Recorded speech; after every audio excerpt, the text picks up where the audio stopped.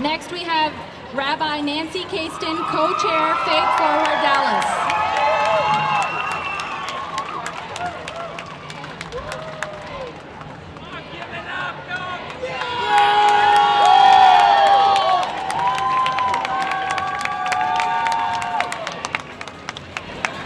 We're here together this Saturday evening to share words of inspiration and of hope, and to light lights against the darkness.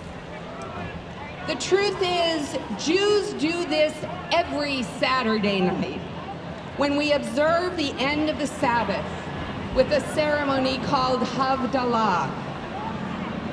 Havdalah literally means separation, and our weekly ritual includes the blessing of wine, of spices, and of light as a bridge between the holiness and perfection of Shabbat, when we are given the opportunity to restore our souls, and the sometimes difficult challenges of a world in which we must work really, really hard to create even a pale reflection of that holiness and perfection.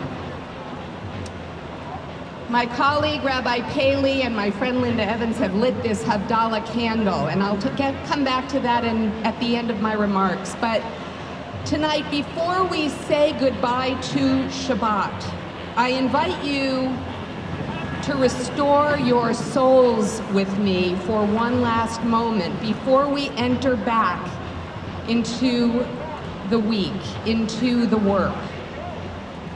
I invite you to take yourself out of the external world and turn inward.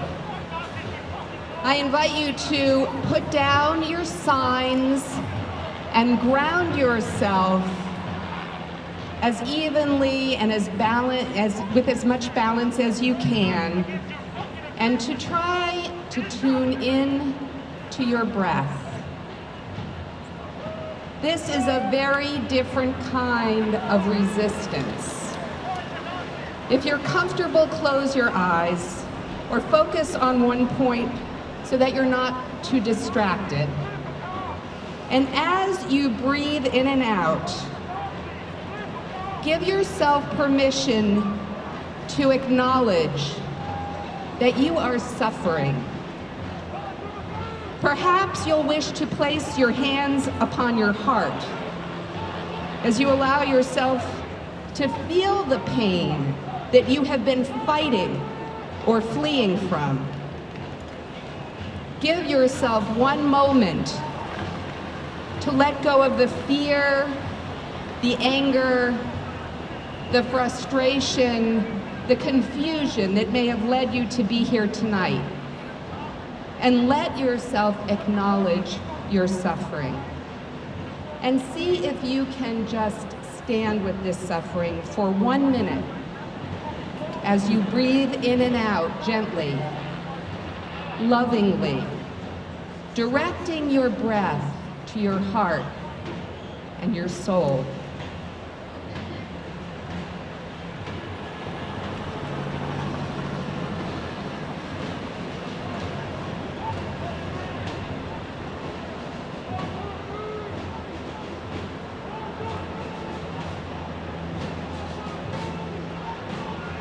We cannot possibly erase or ease the pain in our world if we don't acknowledge the pain in our hearts and spend time restoring our souls. I have faith that the outward symbols of white supremacy will be removed from our city. Those are the tip of the iceberg, but the bigger task will still remain. For Jews, this past week was a mighty wake-up call to that fact.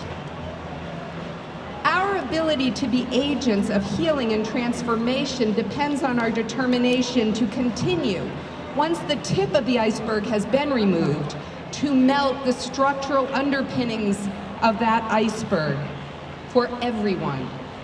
With the warmth of our breath, with the warmth of our hearts, with the warmth of our souls. We do that when we acknowledge the humanity of one another. We do that when we link our personal suffering to the suffering of others who breathe the same air we do, who are made up of the same elements that we are, who were created in the image of God, the image of the one Creator who blessed us with life.